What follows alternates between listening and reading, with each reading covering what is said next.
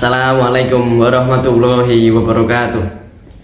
Innal hamdalillah nahmaduhu wa nasta'inuhu wa nastaghfiruh wa na'udzu billahi min syururi anfusina wa min sayyiati a'malina.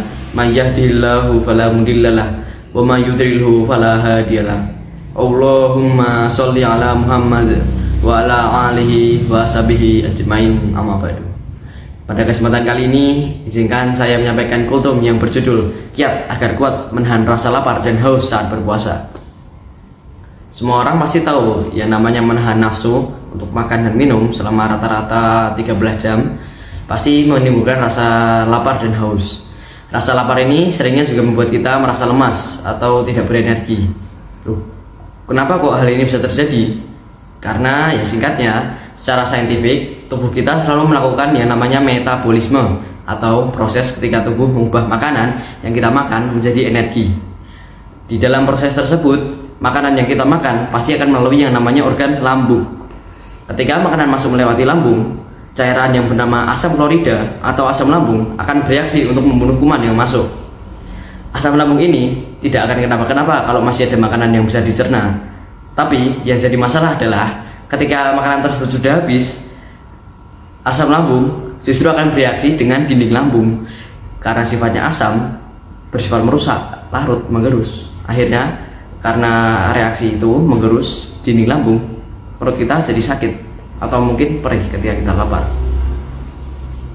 Soal lapar ini sudah menjadi masalah umum ketika puasa.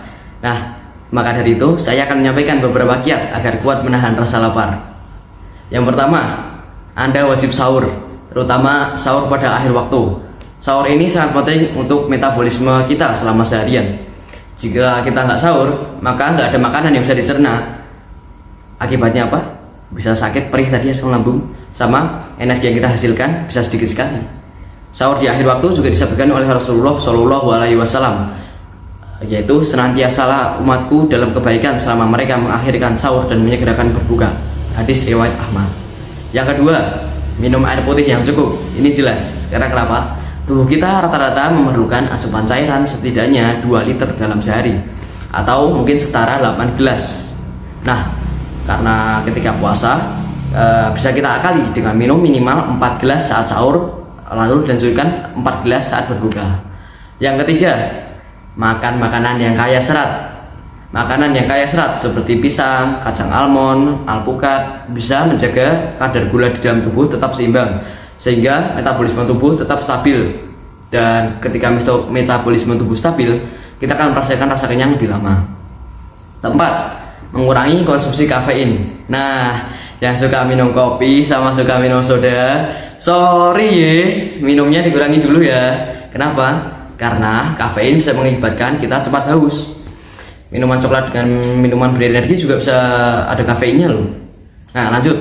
Yang kelima, menambah konsumsi protein. Makanan berprotein juga merupakan salah satu sumber energi kedua jika karbohidrat tidak memadai. Makanan berprotein juga membuat kenyang tahan lama. Makanan berprotein bisa kita dapatkan dari konsumsi daging, telur, ikan, macam-macam itu. Bisa buat lauk. Nah, yang terakhir, tidur yang cukup.